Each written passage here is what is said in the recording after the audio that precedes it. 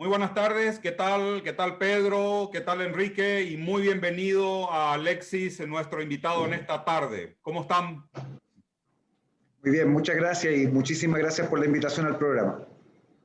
Un gusto. Pedro, ¿qué tal? ¿Qué tal Enrique? Muy buenas tardes, Amado. Muy buenas tardes, Pedro. Muy buenas tardes, Alexis. Un placer tenerte en este programa. Muchas gracias, Amado, por la invitación. Buenas tardes, Alexis, Enrique. Tenemos un programa muy vigente. Vamos a estar seguramente trayendo información importante para nuestro país e incluso para el mundo entero sobre un tema candente en este momento. Gracias. Así mismo. Bueno, el licenciado Humberto Laurino seguramente en algún momento va a entrar también, es el otro conductor del programa. Mesa Libre es un conversatorio, Alexis, que lo emitimos una vez por semana. Traemos temas varios, temas que realmente ayuden a iluminar un poco acerca de lo cotidiano, tratar un poco de idealizar posibles escenarios a partir de una serie de análisis. De hecho, que el trasfondo mismo de Mesa Libre tiene que ver más con convicciones cristianas, con un fundamento más bíblico. Pero en esta ocasión, el tema que has traído en las conferencias ha sido tan pertinente, tan necesario de analizarlo bajo una lupa, como lo hiciste muy bien en este tiempo de conferencias, que no queríamos perder la oportunidad, y entonces agradecemos mucho la gentileza de Enrique allí en contacto con Cintia también, con quien mantenemos comunicación y tenemos una suerte de afinidad en lo que estamos haciendo.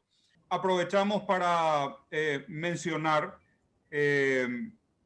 Alexis hace tiempo trabajando en este sentido, en concienciar a la sociedad chilena y lógicamente al mundo a través de la web. Es entomólogo por un lado, politólogo, periodista, escritor de varios títulos, y hoy está con nosotros precisamente para darnos algo de luz sobre todo este fenómeno que sentimos se está empezando a posicionar en Paraguay. Entonces, Alexis, un poco para iniciar y tirar la primera carta sobre la mesa, tenemos un temario nutrido, pero la idea es hacer un conversatorio, un ping-pong en todo esto, y que nuestros seguidores puedan tener mucho más claridad sobre el asunto. Chile, un país que lo vemos desde Paraguay, y cualquiera que lo vea desde su país, seguramente la percepción más segura que tiene es un país estable, una alternancia en las fórmulas políticas que entendemos se hace con mucha normalidad, muy a pesar de la agitación social que muchas veces se da propio de las campañas y los momentos electorales, ¿verdad? Un sistema educativo que nosotros desde nuestra reforma educativa en Paraguay, que ya con los años que tenemos nos da la impresión de que es una deforma antes que una reforma, pero miramos a Chile y decimos, es casi, diríamos, el ideal de país en Latinoamérica, considerando los vecinos, pero de repente encontramos esta convulsión que honestamente no lo entendemos muy bien. Si bien en Paraguay se da una serie de agitaciones más o menos mirando a lo que se da en Argentina, en Chile, pero miramos a Chile y decimos, ¿qué pasó en el patio chileno? ¿Cómo se puede entender todo esto? Y entonces, ¿qué mejor que tener esta explicación de tu mano, Alexis? Y tiramos esta primera carta como para iniciar la conversación. Muchas gracias, Amado. Lo primero que hay que señalar es que las cosas en política y en general lo que ocurre en el mundo no es fruto del azar. Eso es una cosa fundamental. Tienen causa. Y las causas de lo que está ocurriendo en Chile pueden retrotraerse hace más de 30 años, porque Chile ha venido viviendo sistemáticamente un proceso insurreccional que pasó desde la etapa de resistencia, desde el año 73 en adelante, a mediados de los 80, a una etapa de defensa, a una etapa de contraofensiva y finalmente una etapa de ofensiva de la izquierda insurreccional, que terminó desembocando en los sucesos del 18 de octubre y que no han parado del punto de vista de la insurrección hasta hoy día mismo, hasta esta fecha. Entonces, cuando se presentó lo que ocurrió en Chile el 18 de octubre como el mero producto de un alza de 30 pesos en el metro y de una especie de agitación social que terminó por estallar y se le denominó estallido social, simplemente se estaba ocultando la verdad de las cosas, y la verdad es que la izquierda insurreccional preparó sistemáticamente durante décadas el proceso que nos llevó a ese día. Y ese día simplemente, a propósito de un tema absolutamente menor, se utilizó para activar un plan que estaba prediseñado, donde particular importancia tenían los estudiantes secundarios que habían venido siendo literalmente adoctrinados en los llamados colegios emblemáticos del centro de la ciudad, y que con mucha antelación habían venido practicando la evasión del metro, es decir, el saltar el torniquete, que es de manual de deconstrucción. Entonces simplemente lo activaron por redes sociales, eso empezó a ejecutarse y pasamos de la evasión a la insurrección en un modelo que es un modelo absolutamente planificado. Reitero, entonces la primera cosa que hay que despejar es que estos no son frutos del azar, no son coincidencias, no son casualidades y no es el fruto de algo espontáneo. Cuando tienes un ataque sistemático, más de 70 estaciones de metro, donde terminan 20 estaciones absolutamente incendiadas en el transcurso de horas, con una amplitud geográfica en la ciudad enorme y además con múltiples focos de protesta activados al mismo tiempo, estás ante efectivamente la puesta en escena de algo que fue planificado con mucha antelación. Eso es lo primero. Enrique, Pedro. Cuando estoy escuchando de que por 30 pesos que subió el coste del metro, ocurrió todo esto que vimos, iglesias quemándose, iglesias, edificios históricos.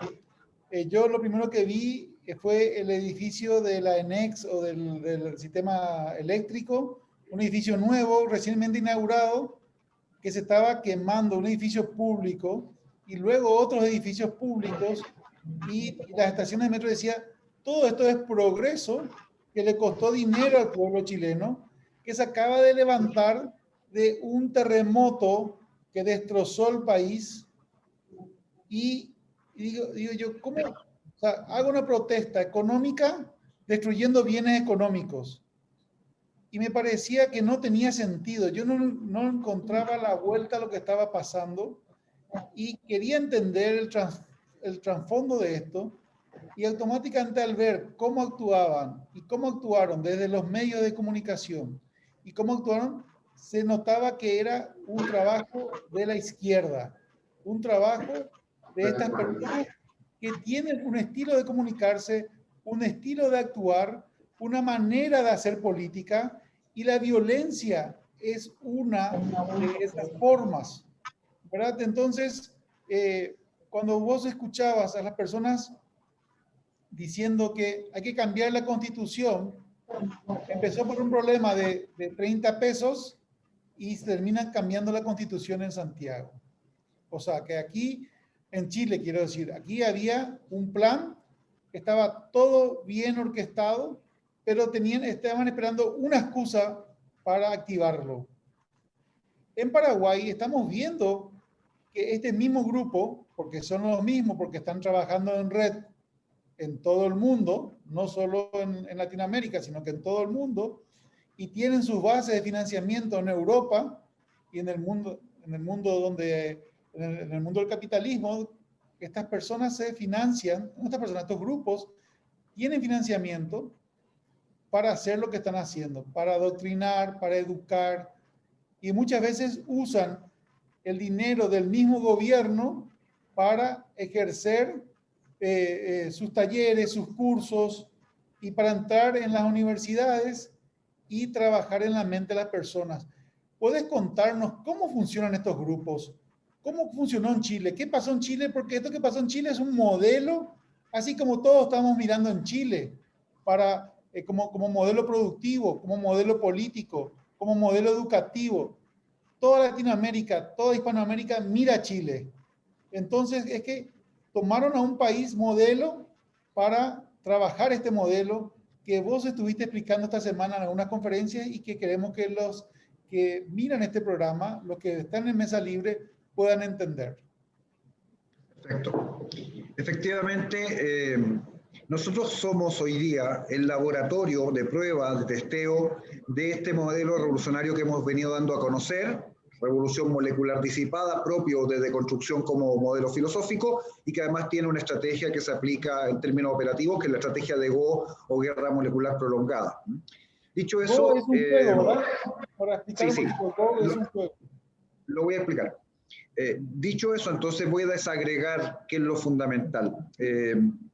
Chile el año 73 demostró desde el punto de vista doctrinario que había un error basal en una afirmación central del marxismo histórico. El marxismo histórico siempre sostuvo que los procesos sociales son irreversibles. Esta era una máxima ideológica. Bueno, el 73 se demostró que a propósito de una enorme movilización ciudadana terminamos sacando del poder a un gobierno que nos quería imponer un modelo totalitario. Y los militares simplemente ejecutaron lo que el pueblo chileno les demandó. Y eso tuvo enorme repercusión, particularmente en la Unión Soviética. ¿Por qué? Porque puso en jaque esta afirmación de doctrina de que los procesos sociales son irreversibles. Bueno, nosotros probamos en Chile de que ningún proceso social revolucionario es irreversible. Siempre puedes revertirlo si haces el esfuerzo necesario. Fue tan grande el impacto de esto que cuando Unión Soviética invadió Afganistán, el secretario general de la Unión Soviética señaló que Afganistán no iba a ser otro Chile. ¿Y qué les pasó en Afganistán? Pues exactamente lo mismo que les pasó en Chile. Así que, desde ese minuto en adelante, nosotros nos transformamos en un objetivo del comunismo a nivel internacional como principio, para probar que no se volverían a equivocar.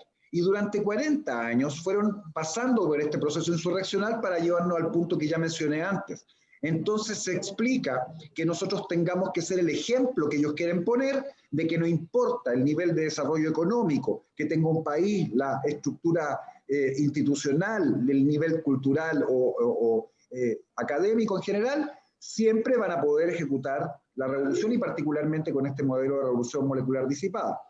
Y de allí que se haya aplicado con nosotros primero y lo vimos reiterado casi como esquema en lo que ocurrió en Colombia y en lo que también ha venido ocurriendo en Estados Unidos. El modelo es siempre el mismo. Tienes algún tipo de evento que detona el proceso insurreccional y luego se calca el modelo molecular y disipado. Dicho eso, cuando tú quieres plantearle a gente que no tiene ninguna percepción de lo que es un proceso político, claro, la gente dice, bueno, aquí había mucho odio social o demandas sociales no cumplidas y no satisfechas, etc. ¿Por qué? Porque así se muestra por los medios de comunicación. Y en general la orquestación mediática respecto de la explicación del llamado estallido social ha sido absolutamente apabullante. Si no fuera por canales en YouTube que hemos venido dando a conocer sistemáticamente cómo se preparó esto y todos los antecedentes que veníamos manejando, y particularmente el canal RCT Chile, donde yo he desarrollado un año de contenido politológico para explicar el proceso que nos llevó a esto, bueno, no tendríamos contraparte y la verdad habría quedado terminando asentada en lo que los medios señalaban desde un comienzo. Por lo anterior, entonces, lo que habría que transmitir, y esto es sumamente importante, es que frente a todos los modelos revolucionarios anteriores, me refiero del comunismo como principio siempre, este modelo en particular tiene capacidad de poder golpear a un país con total independencia de lo que es la infraestructura o los medios de producción en lenguaje marxista clásico, es decir, independientemente del nivel económico que el país tenga. Y el hecho concreto es que atacó a Chile, atacó a Colombia y a Estados Unidos. Dicho eso, entonces, hoy día nadie, ningún Estado, está a salvo de que se aplique la estructura de este modelo revolucionario para atacarlo independientemente de la economía. Y las derechas en general se preocuparon los últimos 30 años, y en Chile específicamente, de una sola cosa, que fue de sacar adelante económicamente al país y dedicarse a trabajar. Pero cuando vino la transición a la democracia, el pacto fue que no se iba a tocar el modelo económico, pero que la cancha, del punto de vista ideológico, programático, político real, se le dejó abierta a la izquierda. Y por ende la izquierda ha venido adoctrinando al menos a 2 generaciones de jóvenes chilenos, que son los que están ejecutando el proceso insurreccional en este minuto. Ahí está la explicación, yo creo que lo más sintético que puedo, Enrique, de lo que tú me estabas preguntando. Pedro. Sí, quería hacer un par de preguntas a ver si un poco trato de hilar esto y cómo esto en el contexto internacional nos afecta a nosotros, ¿verdad? Por ejemplo, cuando esto empezó en Chile, no sé cuántos años antes, ya supongo hubo alguna alerta. Alguien, digamos, dijo esto, tengan cuidado, una cosa así, ¿verdad? ¿Qué hay que tener cuidado? Número uno. Número dos, hoy día que, digamos, ya esto está en una posición, no sé en qué nivel, ¿verdad? Pero está en una posición ya muy, muy directa, está muy visible, ¿verdad? ¿Cuántos creen que esto es una estrategia que vino esto? ¿Y cuántos no creen? Porque también hay un engaño probablemente de que esto sea así. Y una última pregunta es, ¿qué costo tiene todo esto? O sea, ¿cuánto dinero hay detrás de esto para lograr lo que se está logrando? Esas son un poco mis tres preguntas rápidas. Vamos a recapitular entonces para no perdernos la primera pregunta en términos específicos. ¿Cuántos creen esto hoy en Chile, verdad? No. Que ya sucedió, ¿verdad? Perfecto, perfecto. Esa pregunta podría responderse desde el punto de vista del proceso de hegemonía ideológica que la izquierda ha logrado implementar. Y lo que tú puedes verificar es que cuando se llama al plebiscito para cambiar la Constitución, un 80% del 50% de los electores que fue a votar votó la opción del apruebo y solo un 20% la opción del rechazo. Te muestra entonces la magnitud de la conquista ideológica, porque eso significa que al menos un 30-35% de la derecha votó por el cambio constitucional. ¿Qué quiere decir? Que terminaron adhiriendo a las categorías de la izquierda y además pensando que la solución de la salida de la constituyente era la solución del problema, cosa que no va a ser, que lo puedo comentar más adelante. Así que por ahí está la primera respuesta. En general, entonces, hay un predominio hegemónico de la izquierda en términos de la dirección política del país. Esto ha afectado a la derecha. Recordemos que Piñera ganó la elección con un 54% y por eso, haciendo la relación, que es más o menos equivalente porque fue a votar el 50% del padrón, resulta que al menos un 30%, 35% de la derecha se compró las categorías que la izquierda ha venido instalando, particularmente en términos valóricos y otros más. Ahí está la primera respuesta. La segunda. Con relación a las alertas que hubo antes, la estrategia que comenzó a mover esto hacia ahí, ¿verdad?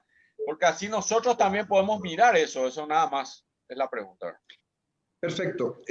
Respecto de eso, nosotros venimos trabajando análisis del proceso insurreccional. Mi profesor hace 40 años, yo 20 años. Mi primer artículo alertando del proceso de deconstrucción es de 2003. Estos artículos fueron sistemáticos año tras año, yo publicaba en la web. Por supuesto, el nivel de impacto era cero, porque esto se llama el síndrome de Casandra, que es esa vieja anécdota de la sacerdotisa del templo de Apolo en Troya, que alertaba del futuro, pero al cual Apolo había castigado de que nadie le iba a creer. Entonces, si tú le dices a alguien 17 años antes, sabe que en 17 años más, si seguimos por donde vamos a terminar aquí, lo más probable es que te miren que están locos. Pero se fueron acumulando evidencias y en particular hay un dato súper interesante que tiene que ver con un trabajo de dos analistas de nuestro equipo de RCT, Pablo Castillo y Camilo Mejías, que hicieron un magíster en inteligencia de comunicaciones de 4 años y se dedicaron a registrar comunicación horizontal, esto es rayados murales en un área acotada del centro de Santiago de no más de 10 manzanas, y durante 4 años registraron el escalamiento del discurso insurreccional que estaba ahí reflejado en los muros, y la tesis la sacaron finales de 2018, inicio del 2019, son 200 o 300 páginas de tesis, con más de 2.500 fotografías, categorización del discurso, análisis y 4 escenarios. Y en los 4 escenarios, el escenario de mayor probabilidad era insurrección violenta a corto plazo, por lo cual estaban todas las alertas encima e incluso hubo algún nivel menor de anticipación por parte de organismos de inteligencia del propio Estado que no fueron escuchados. Había un informe de la Policía de Investigaciones que daba cuenta de que se estaba preparando, esto es muy poco antes, un mes antes del 18 de octubre, que se estaba preparando una zonada insurreccional. El gobierno simplemente ignoró todas las alertas, nunca tomó cartas en el asunto, y cuando vino a intentar reaccionar fue cuando Piñera sale en un discurso pésimo, señalando que estamos en guerra, pero sin dar ningún antecedente formal de contra qué se estaba en guerra, salvo decir contra un enemigo poderoso y retórico, ¿ya? Si hubiese dicho, este es un conflicto, perfecto, nadie lo hubiera criticado, y después señalar los actores en conflicto, mostrarle a la ciudadanía, mire, esto es lo que estamos enfrentando, y efectivamente no hay ninguna justificación para el nivel de ataque y de violencia que estamos viviendo, porque el país no está en crisis económica. En septiembre de 2019, el gobierno estaba anunciando que volvíamos a crecer al 3,5% después de los desastrosos gobiernos de Michelle Bachelet, que fue la que hundió la economía hasta niveles que no habíamos visto antes, y bueno, fue demasiado tarde. Resumen, Piñera termina por ceder ante la coacción violenta, entrega literalmente el poder al Parlamento y el Parlamento acuerda esta salida de consenso para ir a la nueva Constitución, que es cediendo a la agenda real detrás de la insurrección. Así que ahí está la respuesta de eso. Oye, encima, digamos, detrás de esto hay un costo, ¿verdad? ¿Cuánto cuesta todo esto durante 8 años, 10 años o 17, no sé cuántos? La gente siempre pregunta, y esto es súper interesante, Pedro, porque siempre les llama la atención y dicen, ¿de dónde sacan plata los insurreccionales? Bueno, resulta que tienen enorme cantidad de recursos por diversas vías, y hay que olvidarse de esa especie de caricatura histórica de que estos eran unos pobres luchadores sociales que no tenían dónde caerse muertos. Hoy día el Partido Comunista es uno de los partidos más ricos del país.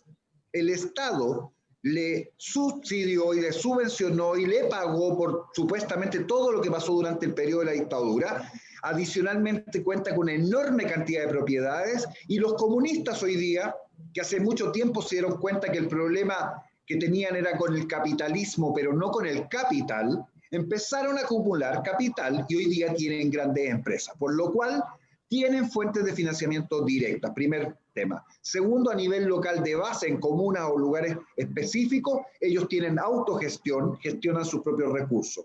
Tienen además el delito subversivo insurreccional que les permite financiamiento directo, por ejemplo, a través del robo. 2 de los más grandes robos de la historia se han ejecutado en este periodo insurreccional en Chile. El robo, por ejemplo, solamente de un camión de transporte de valores en el aeropuerto por un grupo altamente preparado, subversivo, no delincuencial, que logró sustraer más de 2.000 millones de dólares aproximadamente, en dólares, que todavía no aparecen.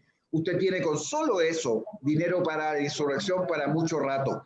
Y finalmente, narcotráfico, que está vinculado con la insurrección, por supuesto, y financiamiento directo desde el exterior, que llegó, porque recordemos que en Bolivia se encontró y se detuvo y se expulsó a venezolanos que estaban con bolsos de billetes repartiendo dinero directamente a la gente que estaba ejecutando la insurrección, y en Chile tenemos enorme cantidad de testimonios respecto a que se les pagaba diariamente a todos los que estaban manifestándose violentamente en Plaza Baquedano durante meses. Dinero les sobra. Ahí está la explicación. Alexis, tenemos aparte detrás de la motivación de Mesa Libre, toda una suerte de convicciones. Bueno, el pueblo hebreo siempre ha sido conocido como el pueblo del libro, ¿verdad? Obviamente, la iglesia también hay un libro dividido en 2 partes, Antiguo y Nuevo Testamento. Una de las la primera carta escrita por Pablo, Saulo de Tarso, ¿verdad? Convertido al cristianismo, ha sido la carta de Tesalonicenses. Y voy a ir a la pregunta concreta a la que quiero ir, pero quiero pintar un pequeño marco, más bien de tinte escatológico visto desde el punto de vista cristiano. Pablo escribe en 2 de Tesalonicenses capítulo 2, versículo 3, y dice, nadie os engañe de ninguna manera, porque no vendrá sin que antes venga la apostasía. Se está refiriendo a eso que va a venir como un tiempo muy especial, conocido dentro de la escatología bíblica como tiempo de tribulación. Jesucristo lo dijo, va a ser un tiempo que nunca existió ni nunca más va a existir, porque lo que va a suceder dentro de ese tiempo va a ser sin igual. Pero esta palabra apostasía siempre me ha llamado la atención, y creo que si posamos la lupa del análisis contigo sobre esa palabra, creo que tiene un tono de apostasía todo este tema que estamos viviendo, apostasía de un modo de vida estándar que se ha vivido a lo largo de 2000 años y sin embargo ahora se está tratando de pulverizar todo esto que significa estándar de vida convencional en todo el mundo, por lo menos occidental. Cuando hablas de deconstrucción, ¿cómo lo podríamos vincular a este escenario, Alexis? Es absolutamente directo. Lo que tú acabas de mencionar es perfecto desde el punto de vista analítico, porque lo que está en juego es el proceso metafísico de Occidente. No es menor. Estamos en un fin civilizacional si llegan a triunfar en términos de modelo filosófico, y me refiero con esto a la deconstrucción. Ahora, es muy importante e interesante que la gente tome nota de dos cosas que me parecen absolutamente relevantes. Para el comunismo, como principio, el gran catejón, y estoy usando una categoría específicamente bíblica, el gran muro, lo que detenía el avance de esta idea, fue siempre el cristianismo en genérico. Voy a decirlo más amplio, fue siempre la creencia religiosa en algo superior, independientemente de cuál fuera el Dios. Dicho eso, entonces, por ello Marx señala que la destrucción de la religión, la eliminación de la religión es fundamental para poder instalar el comunismo como principio. Y de allí vienen frases como la religión es el opio del pueblo, que ya conocemos. En deconstrucción esto avanzó muchísimo, muchísimo más. ¿Por qué? Aparte de solucionar una enorme cantidad de errores tácticos estratégicos de los modelos anteriores revolucionarios, deconstrucción avanzó mucho más allá en términos filosóficos de lo que cualquiera de sus predecesores había logrado. Ellos terminaron por comprender que lo que hay que eliminar no es la religión en tanto institución, no es eliminar la Iglesia católica, evangélica u otra. Lo que hay que eliminar es la creencia del ser humano en algo trascendente. Eliminar entonces toda trascendencia. Y en ese sentido es muy, muy relevante que cuando tú empiezas a ver estos códigos que aparecen en los rayados murales, hay un símbolo que se reitera sistemáticamente y está presente incluso acá en Paraguay ya, que tiene que ver con dos cosas. El 666, que la gente asocia al Apocalipsis, por supuesto, con toda razón, y una triple línea, como la letra E, que ustedes pueden ir a mirar, es la E que está en el logo de Biden en Estados Unidos durante la campaña. Esa no es una E. Ese símbolo significa el fin de los tiempos, porque refiere al tercer templo en Israel del fin de los tiempos. Es un símbolo escatológico, precisamente como lo estaban mencionando en la pregunta, Mao. ¿Y por qué lo usan? ¿Y por qué el 666? Porque la lectura que ellos hacen del fin de los tiempos significa el fin del capitalismo. Esa es la noción central y eso es lo que dice Biden en su logo. Yo soy el fin de los tiempos del capitalismo y por algo en Santiago y en Chile en general está saturado con la leyenda Chile será la tumba del neoliberalismo, que es otra forma de decirlo también. Por lo cual la pertinencia de tu pregunta, Amado, es absoluta. De lo que se trata entonces es que en deconstrucción el fin último que se persigue es la muerte del hombre. La muerte del hombre en tanto Occidente ha entendido al hombre, esto es la muerte del hombre y del espíritu del hombre. Por lo cual la deconstrucción busca como último fin absoluto el desalmar al ser humano, quitarle el alma y volverlo desalmado. Y cuando tú entiendes entonces el trasfondo de alguien que es desalmado, maligno por definición, entiendes lo que la deconstrucción quiere lograr y por algo se relaciona este fin de ciclo civilizacional, si ellos lo logran hacer, con el fin de toda trascendencia, el fin de la inmanencia, la llegada al flujo continuo, al evenir, ya no hay devenir, al evenir y al fin real de toda historia, de todo tiempo, de toda trascendencia, de toda tradición, de toda cultura y de la civilización occidental. Ahí está la explicación. Enrique. Estoy sorprendido, ¿verdad? Porque, como le decía un ratito antes de entrar en esta conversación, cuando estuve en las charlas donde estuviste exponiendo, siempre leyendo la palabra de Dios, leyendo la Biblia, como que la Biblia nos cuenta qué cosas va a pasar, pero nos dan los detalles de cómo va a pasar. Nos habla de los actores y habla de Gog, Magog, habla del norte, del sur, hay muchas pistas en la Biblia sobre el futuro, pero ahora esas pistas como que están develadas. Es como que en la profecía que dice que el anticristo va a colocar una marca y sin esa marca no vas a poder comprar ni vender, ¿verdad? ¿Cómo? Yo hoy puedo, desde los años 90 que empecé a usar computadoras, puedo, 80, no sé cuándo vinieron las computadoras, no me acuerdo muy bien, pero puedo entender más o menos cómo se podía aplicar esa teoría o esa profecía, quiero decir, de que no vamos a poder comprar ni vender sin tener una marca y no vamos a tener dinero. Para nuestros ancestros, que no tenían tarjeta de crédito, que no tenían redes sociales y que no tenían pago móvil que tenemos hoy, eso era algo muy difícil de creer o de entender. Hoy lo podemos entender y creer porque está a la vuelta de la esquina. Hoy salió una noticia, no, ayer salió una noticia que dice que la cédula paraguaya va a tener un chip a partir de la próxima generación. O sea, mi próxima cédula, cuando voy a cambiar, me van a tener un chip. Entonces, es como que vemos que se están cumpliendo muchas cosas que la Biblia ya están en la palabra de Dios, ya están en la Biblia, pero que nosotros estamos dormidos y no la estamos viendo. Y no nos están preocupando estas cosas. Y cuando vos decís que ellos no van a atacar a la iglesia directamente, no van a atacar a la iglesia evangélica o católica, ellos van a atacar nuestras no digo eso, las van a atacar, pero sí. Y de hecho la han atacado. En Chile se han quemado más de 100 iglesias en un año, esto es histórico, nunca antes en toda la historia. De hecho, yo creo a nivel mundial, pues tendríamos que tal vez ir hacia la Revolución Española, que no creo que haya sido ese el nivel de impacto sobre infraestructura religiosa sagrada. O sea, sí se ha atacado directamente a la iglesia. Lo que pasa es que el fin último cambió en términos de que no es solo la institución, ahora van por tu alma. Eso fue lo que quise decir. Sí, está muy bien. Vienen por nuestras creencias, ¿verdad?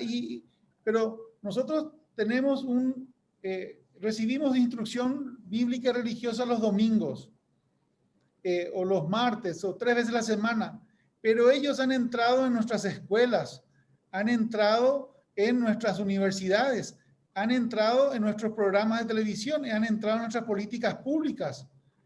Y eso quiero que nos explique cómo están haciendo y cómo tenemos que estar despiertos y cómo podemos luchar contra esto.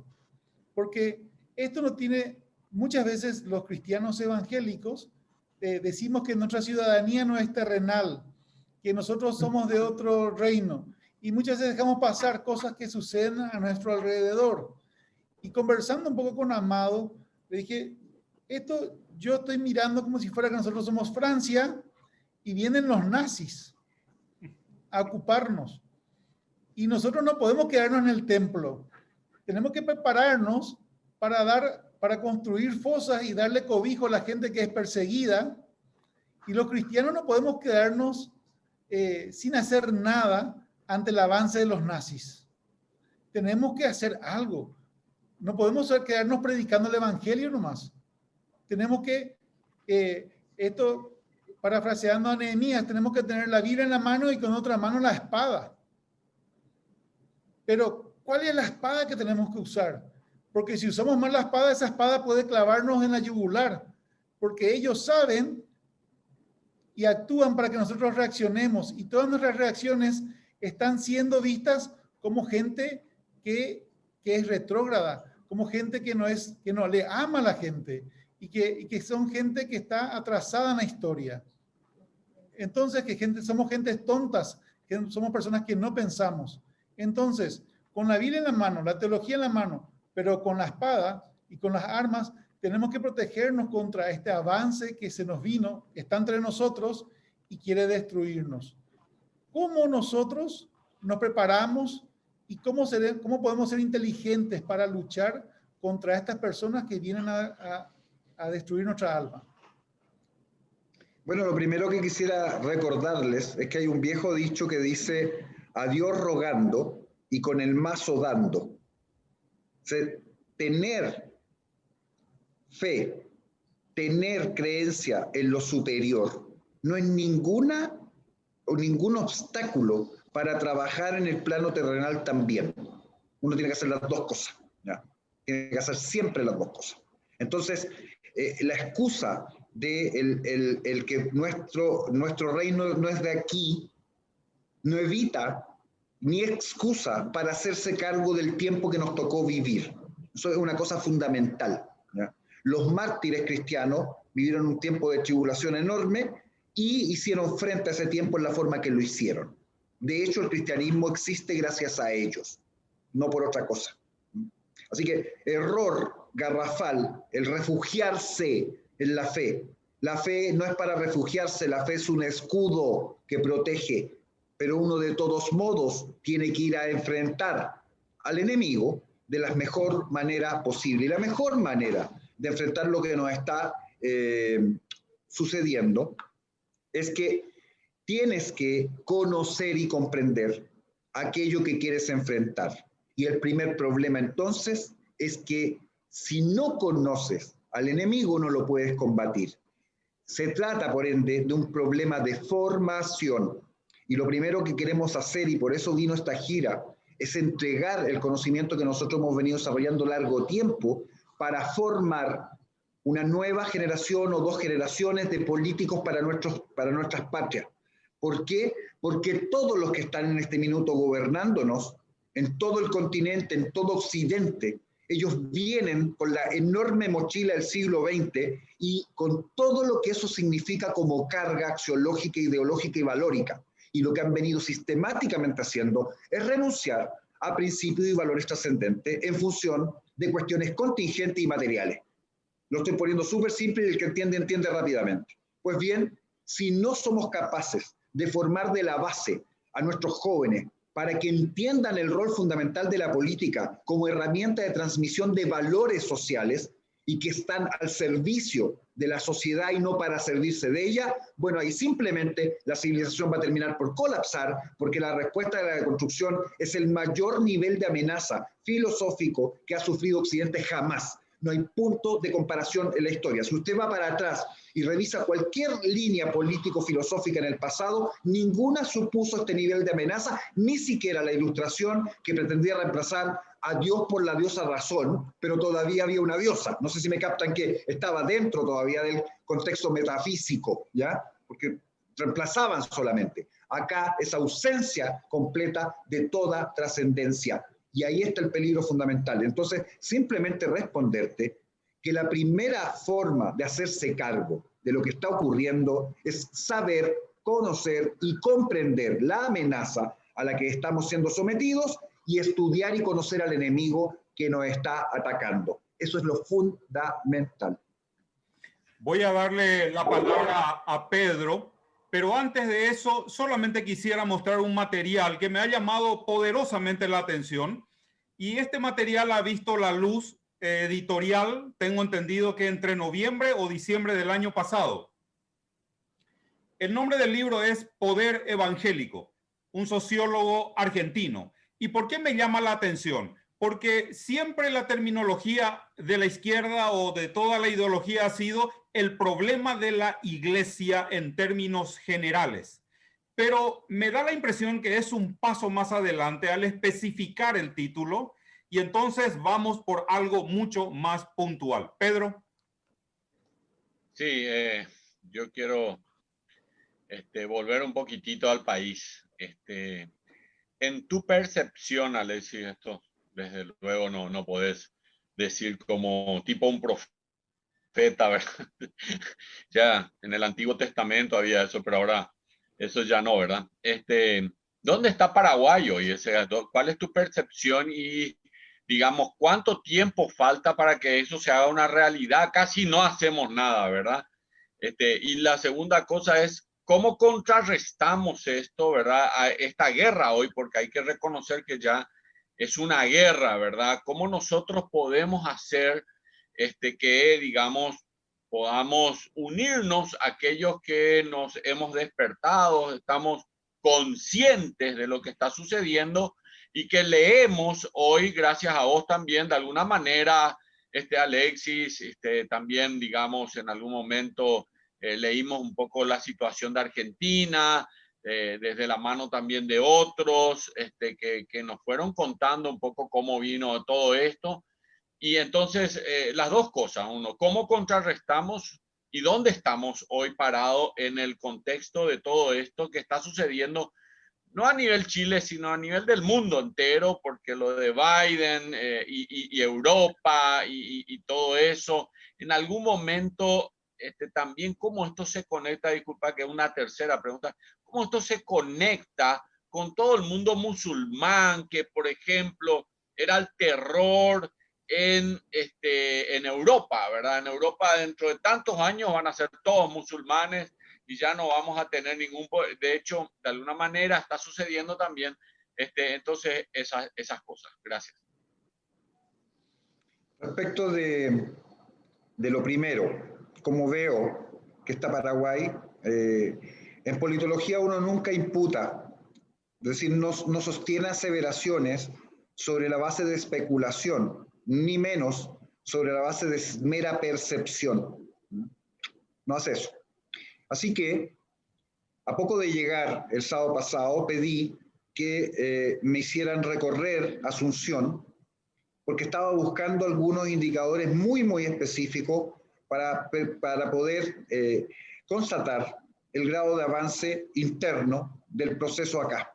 El proceso está instalado en todo Occidente. Ustedes no están ajenos al proceso insurreccional. Está en todo Occidente. Lo que ocurre es que está en fases distintas en distintos estados-nación. Y en Asunción logramos verificar, esto a través de ver registros de comunicación horizontal, rayados murales callejeros, que tienen todos los elementos presentes hoy día de lo que ocurrió en Chile ya hace un año y unos meses. Ustedes tienen en este minuto presencia de sectores de insurreccionales radicales operando en el país, desde el anarquismo insurreccional, sectores antisistemas son estos, anarquismo insurreccional, sectores satanistas insurreccionales, sectores de feminismo radical que están operando, pero también muy avanzados sectores del asistemismo, esto es, sectores puros de deconstrucción. Uno de los rayados más relevantes en esto están en la zona céntrica, a no más de 4 manzanas en torno al Panteón de los Héroes. Dice literalmente, menos fútbol, más Foucault. Eso significa, vea menos fútbol y empieza a leer más a Michel Foucault, padre de la deconstrucción. Lo que implica que ustedes ya tienen instalado hace rato un centro de formación en deconstrucción, probablemente a nivel de filosofía, y esto es academia, que ha venido permeando, bajando hasta llegar a ser transcrito como leyenda callejera. Tomen la dimensión que significa aquello, porque significa que ya tienen núcleos altamente avanzados, que son vanguardias ideológicas revolucionarias, que están formando e incubando el proceso insurreccional que va en algún minuto a detonar en Paraguay. La idea no es alterar ni asustar a nadie con eso, esto es simple y mera evidencia y constatación. Ahí están las declaraciones formales, tienen grupo Antifa ya operando, tienen grupos insurreccionales radicales operando, ya mencioné feminismo radical, animalismo radical, todos los esquises, fracturas o pliegues de deconstrucción los tienen presentes operando en este minuto en Paraguay, en estadios anteriores de proceso al proceso de asalto frontal al poder. Pero eso no significa entonces de que tengan que llegar a ese minuto. Cuando me preguntan la segunda pregunta derivada, ¿qué tenemos que hacer? Pues bien, tienen que empezar a mostrarle a la gente lo que está ocurriendo en realidad como proceso subterráneo aún antes de que emerja a superficie y se vuelve evento. Cuando se empieza a vivir y a volver evento, ustedes entran en el ciclo de aplicación del caos sistematizado, que es el método insurreccional, la instalación del caos como norma, la normalización del caos. Y tomen nota de que ya estamos en la llamada nueva normalidad producto del COVID, ¿ya? Lo que implica que ya se está dirigiendo a la masa de la población con respecto al terror y al miedo como formas de gobernar. Eso es lo fundamental. Cuando lo otro detone y cuando los eventos insurreccionales empiezan a aparecer, va a ser simplemente volver a vivir el problema que hemos tenido con el COVID, pero ahora desde la perspectiva insurreccional aquí en Paraguay, porque acá se va a dar el orden al revés. En Chile la insurrección nos golpeó primero y el COVID llegó después. Y simplemente significó una atenuación de las concentraciones masivas, pero la insurrección continuó golpeando sistemáticamente todo el país sin pausa ni freno, incluso con cuarentena, incluso con toque y queda, incluso con que las regiones están bajo mando militar, que no se ha ejercido en absoluto, incluso así.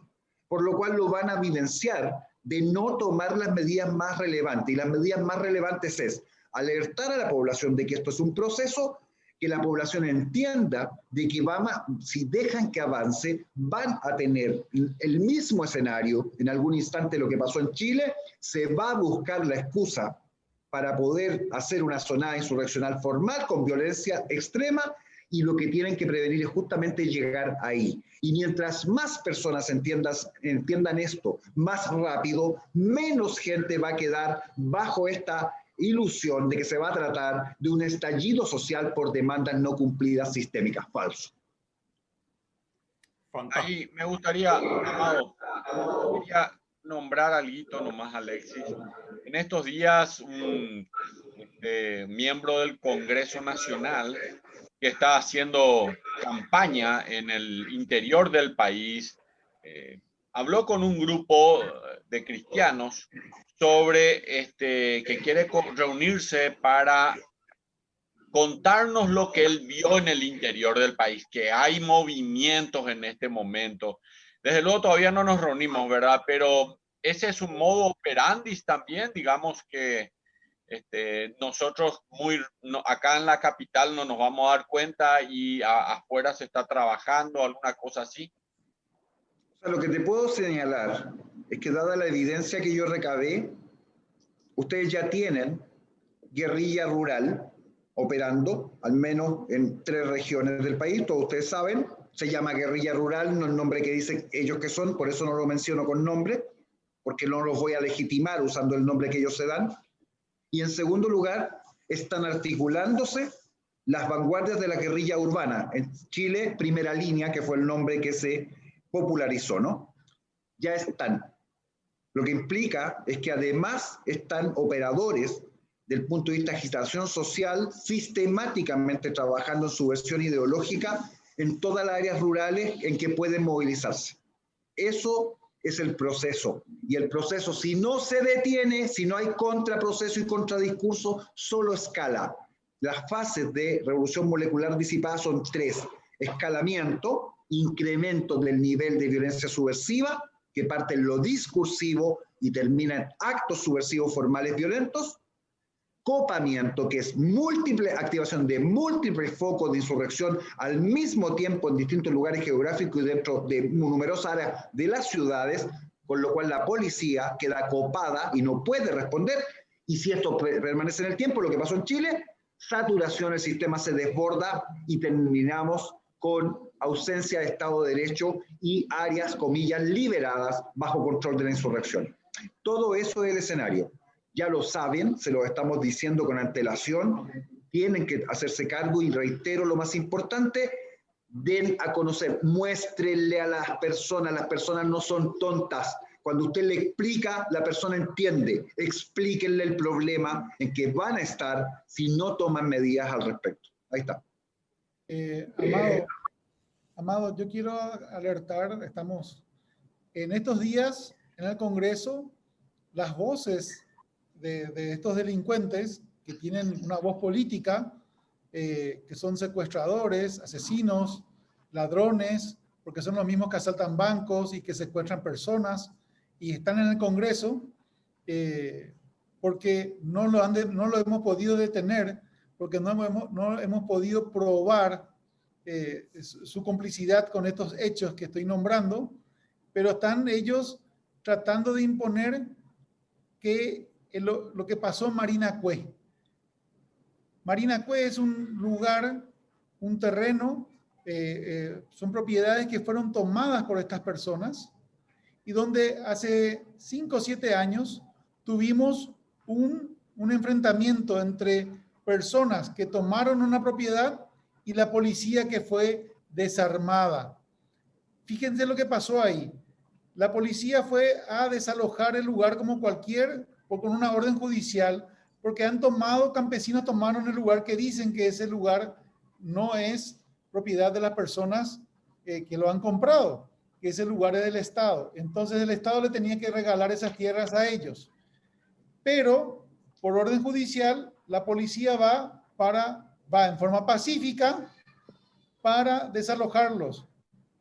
¿Y quiénes estaban en el poder? Estaba un presidente de política zurda, izquierdista, con un ministro del Interior izquierdista, que le manda a los policías a un lugar sin armas, con una orden expresa de no atacar. ¿Y qué pasó ahí? Los campesinos atacaron a la policía. Por supuesto, los que entraron sin armas y fueron masacrados, los policías, pero los policías que estaban detrás, los que estaban fuera del terreno, estaban armados como tienen que estar, respondieron al ataque, que fue lo que se estaba esperando. Pero lo que pasó ahí, que le salió el tiro por la culata, y eso desencadenó en que el presidente tuvo que dimitir y este ministro del Interior tuvo que renunciar. Y luego después hubo un juicio político porque todo el mundo se dio cuenta de que esto fue un acto que ya estaba preparado por la izquierda y que Lugo iba a tomar esto como un sistema de trabajo. Entonces el país se levantó, se hizo un juicio político y rajamos a esta persona que tiene estas intenciones que nosotros estamos denunciando en este programa. Pero ahora ellos quieren cambiar la historia a través del discurso de los medios de comunicación y cierto periodismo que son sus voceros. Y quieren cambiar la narrativa y culpar a la policía del hecho. Y culpar a órdenes, culpar a que hubo, ¿cómo dicen? La élite del país, que son los capitalistas, que no querían que estos campesinos puedan tener una propiedad, son los que, y le culpan a mucha gente, pero ellos están quitando, acá decimos la cola de la jeringa, ¿verdad?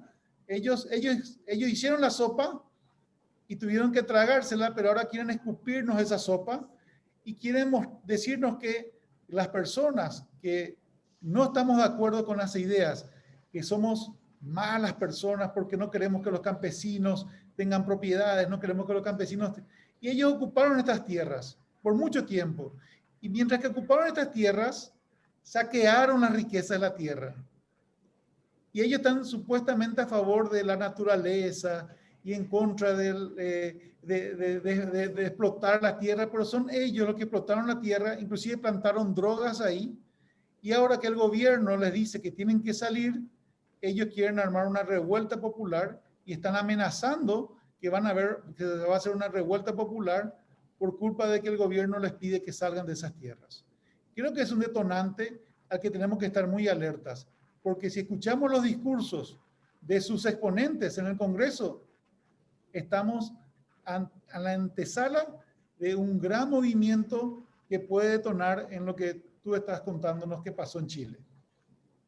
Yo creo que efectivamente ese suceso que relatas va a ser ocupado en forma sistemática para instalar la noción primero de injusticia social como primera idea, luego de que las Fuerzas Armadas y de Orden y la policía violan derechos humanos, y lo más probable es que terminen intentando incluso enjuiciar a aquellos funcionarios que en legítima defensa hicieron uso de su arma. En Chile ese guión es absolutamente archiconocido, lo acabamos de vivir porque después de 2 años acaba de terminar el juicio a un grupo de funcionarios de Carabineros que en un procedimiento policial dio muerte por una bala de rebote a un comunero mapuche Catrillanca, que ha sido la gran bandera de lucha de los últimos 2 años de la llamada movilización mapuche en Chile, que es falso.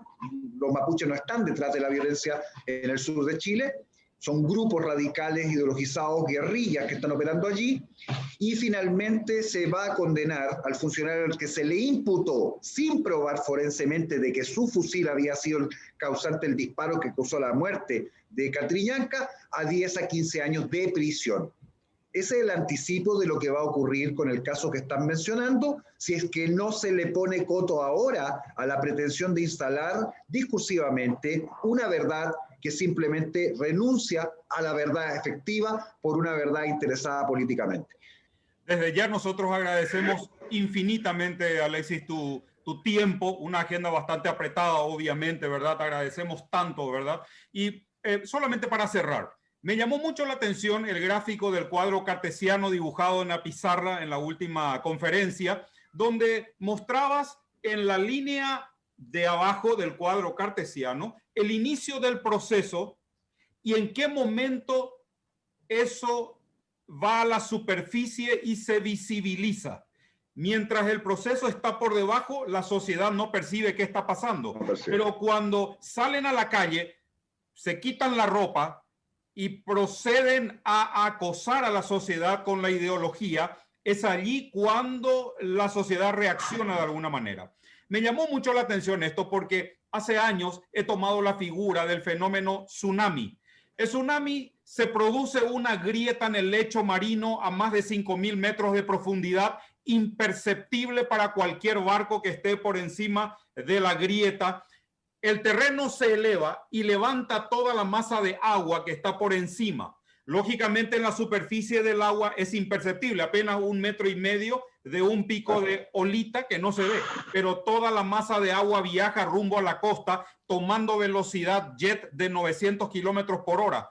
Cuando llega a la costa, el mar se recoge, se retira y los que están pasando un lindo verano en la playa dicen, ah, qué bueno, vamos a juntar conchas marinas, caracoles, y se internan, ¿verdad?, en la playa que se vuelve tan atractiva y no se dan cuenta de que la ola se le viene encima con una magnitud de, diríamos, megatoneladas por la fuerza y arrasa todo lo que hay en la costa.